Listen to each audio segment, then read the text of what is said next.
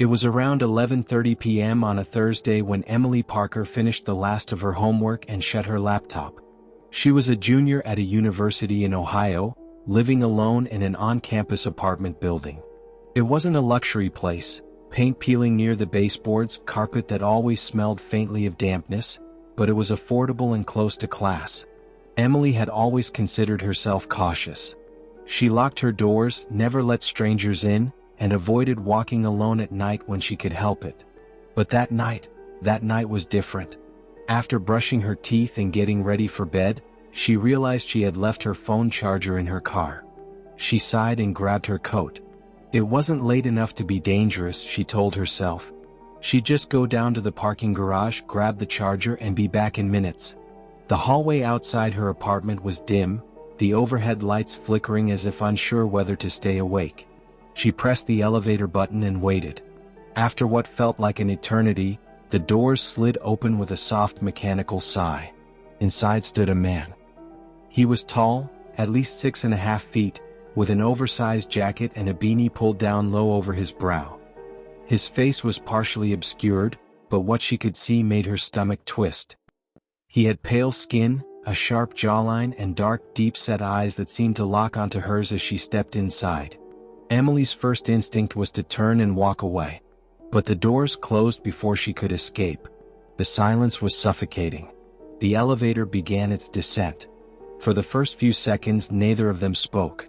Emily's eyes darted toward the buttons as if willing the elevator to stop at the garage floor.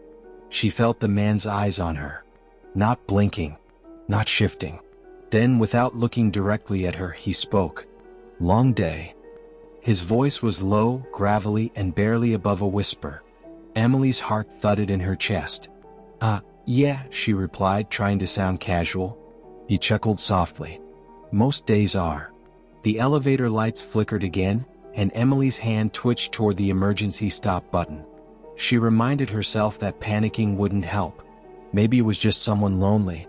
Maybe. But something in his eyes screamed otherwise. I just need to grab something from my car," she said, forcing a smile. "Parking garage, always the lonely place at night," he murmured, still not meeting her gaze. Emily froze. His words felt calculated. The elevator stopped briefly at another floor, but no one entered. Emily clenched her jaw. She kept her thumb on the emergency button without pressing it, careful not to draw attention. The elevator began moving again. Her ears rang with every heartbeat. Finally, the indicator showed the garage level. The doors opened.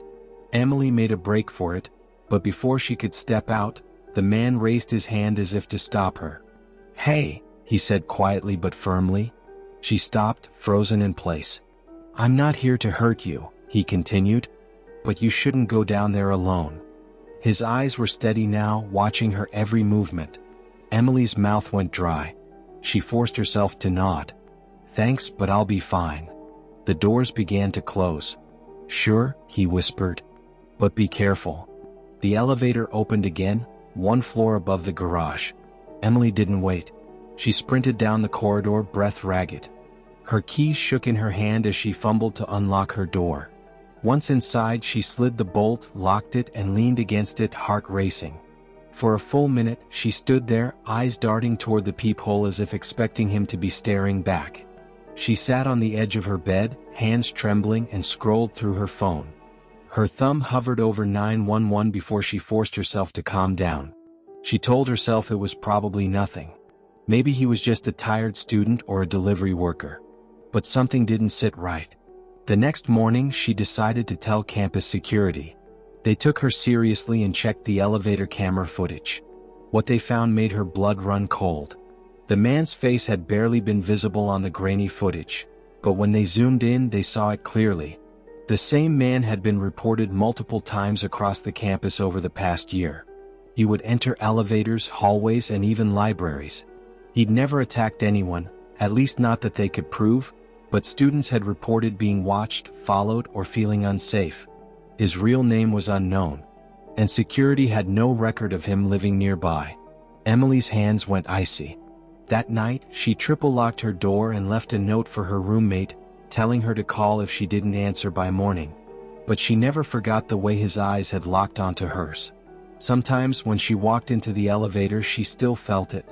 The silence, the watching, the knowing. And every time she reminded herself, some dangers don't need to strike to be terrifying. If you've ever had a strange or scary encounter that made you question your safety, share it in the comments below. Don't forget to like this video, subscribe, and hit the bell icon so you never miss another spine-chilling story. Stay safe, stay aware, and trust your instincts, because sometimes danger doesn't wear a mask. See you in the next video.